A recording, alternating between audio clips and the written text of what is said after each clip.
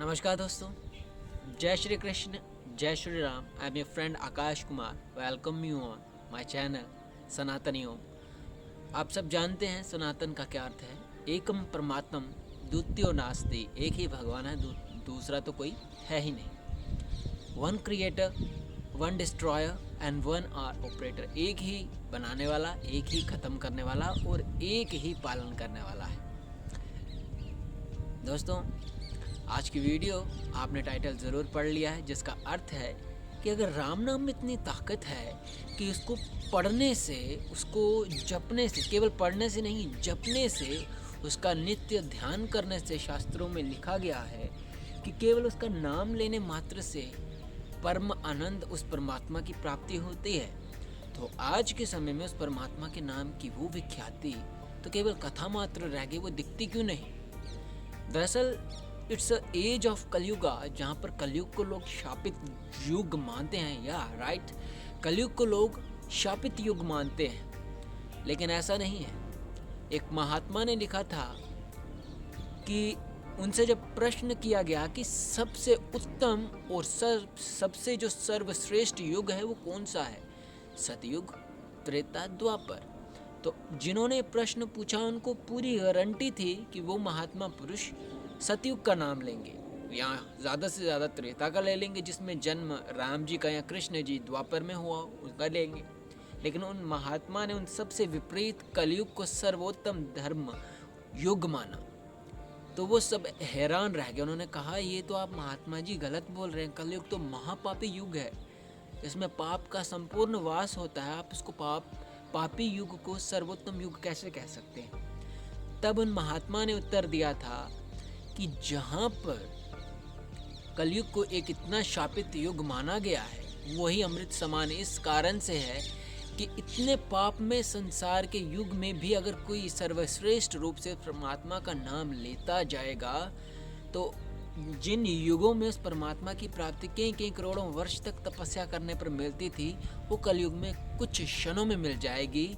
पर मन मंदिर से उस परमात्मा का नाम जपना पड़ेगा। और हाल की बात तो दुखद ये है कि कलयुग में ऐसा कोई ही भक्त होगा जो एकदम पवित्र मन से उस राम को याद करता है। तो राम नाम की शक्ति में प्रॉब्लम नहीं है, राम में प्रॉब्लम नहीं है। राम नाम कहते हैं, राम से बड़ा राम का नाम, राम में कोई कमी नहीं है। राम से बड़ा भी जो है तो वो राम का नाम है। राम जी ने कितनों को तारा ये गिना जा सकता है, लिखत है, लेकिन राम जी के नाम ने कितनों को तारा वो नहीं गिना जा सकता। जैसे अंतरिक्ष में कितने तारे होते हैं उनको नहीं गिना जा सकता, अगर कोई गिन भी ले लेकिन कोई फिर भी ये नहीं गिन सकता कि राम के नाम ने कितनों को तार दिया।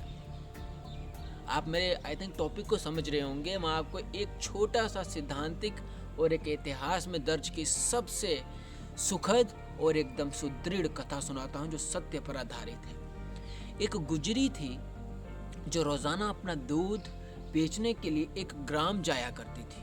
पास ही के ग्राम में जब वो जाती थी तो पास में आते समय जब वो गुजरती थी उस रास्ते से तो एक मंदिर पड़ता था जहाँ पर रोज सुबह पंडित जी कथा किया करते थे। और उस कथा में वो रोजाना सुनती थी कि वो पंडित जी के एक दिन उन्होंने वो अमृत तुल्य वचन सुन लिए जो पंडित जी कह रहे थे कि जो भी मन से राम का नाम जाप करता है वो भवसागर से तर जाता है। उन्होंने ये बात सुन ली तो गुजरी ने उस चीज़ पर विश्वास कर लिया और उसने कहा, जहाँ पर मुझे इतनी दूर से उस पुल को पार कर कर आना पड़ता है, क्यों ना इस राम नाम के सारे इस नदी को ही पार करके चली जाऊँ, ज़्यादा इजी हो जाएगा क्योंकि इधर से पास पड़ेगा, ऐसे मुझे इतनी दूर से पुल क्रॉस कर कर जाना पड़ता है। उस गुजरी ने यही किया, उसने राम नाम लिया, उसने राम का नाम मन से लिया और उस पानी में चलने लगी। ऐसे चल रही है जैसे ज़मीन पर चलती है, पानी में नहीं डूबी। और अब वो रोज़ाना ऐसा ही करती है, राम का नाम लेती है, नदी पार करती है, राम का नाम लेती है और नदी से ही घर जाया करती है। आती जाती अब नदी से है, पुल से नहीं।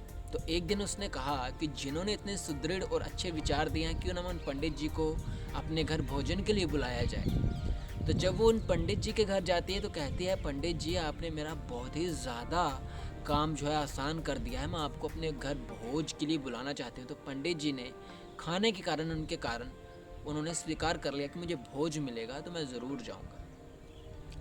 पंडित जी उनके पीछे पीछे चलता है तो वो जो गुजरी थी वो नदी की तरफ जा रही है और पंडित जी पुल की तरफ। तो पंडित जी कहते हैं उधर कहाँ पे हो, रास्ता तो इस पुल की तरफ है, तुम नदी की तरफ कहाँ जा रही हो।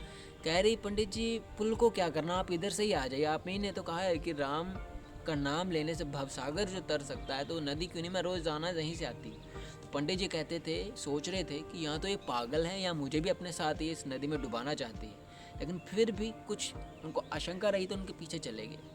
गुजरी ने नाम राम जी का नाम लिया, उस राम नाम के सहारे वो नदी पर पार करके चली गई। तो जब वो पीछे देखती है पंडित जी अभी भी किनारे पे खड़े हैं, तो वो कहती पंडित जी आ जाइए। तो पंडित जी ने कहा ये तो उसने मेरे वचन सुनकर इतना कर दी, मैं तो कई सालों से तपस्या कर रहा हूँ, मैं भी नहीं डूबूंगा।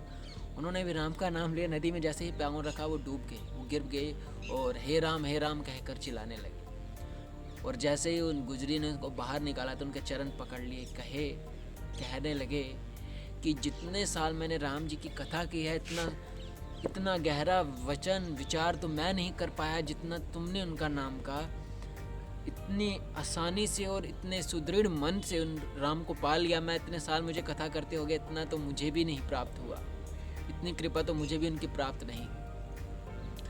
तो बात ये कलयुग की ही है, कहीं और की कथा नहीं है, ये कलयुग की बात है। तो बात ये है कि विश्वास हमारे में कमी होती है। परमात्मा का नाम अगर आज भी कोई कलयुग में लेता है, परमात्मा उसका साथ नहीं छोड़ते, ये बात याद रखिएगा। कमी तुझ में है इंसान, हरि तो हमेशा तैयार है तेरी सहायता को। तो एक पाँव तो बढ़ा, हरि 100 पाँव तेरी तरफ बढ़ाएंगे। बात वही आती है। अगर आज की वीडियो पसंद आई है तो वीडियो को लाइक ज़रूर कीजिएगा। राम के नाम में कमी नहीं है, हमारे विश्वास में कमी है। जिस दिन ये विश्वास दृढ़ हो गया, द्रौपदी की तरह जैसे सभा में उस नारायण उनकी रक्षा के लिए आ गए, क्योंकि द्रौपदी को विश्वास था कि हरि आएंगे और सच में आए।